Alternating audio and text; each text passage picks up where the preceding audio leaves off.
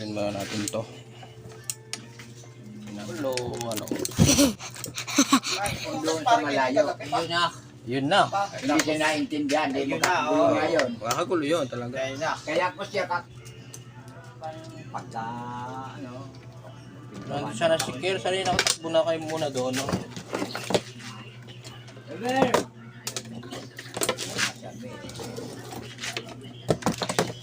Pwede mo naman akong batiin ng hindi malakas ang bibig eh. Kasi isang violation yun. Oras na. Ayan, medyo nagkamali talaga ako ng connection dito sa switch. Medyo natulog yung isip ko kanina. Kaya nagkaroon ng short doon sa outlet natin. Ayan, so yeah, okay lang yan. Nagkamali. Tao lang tayo, nagkamali.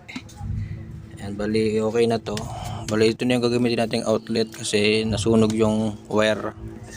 Nag-short kasi. Ayan. Okay, yan na. Mayroon na ang ilaw. Tapos, ano. Ayun.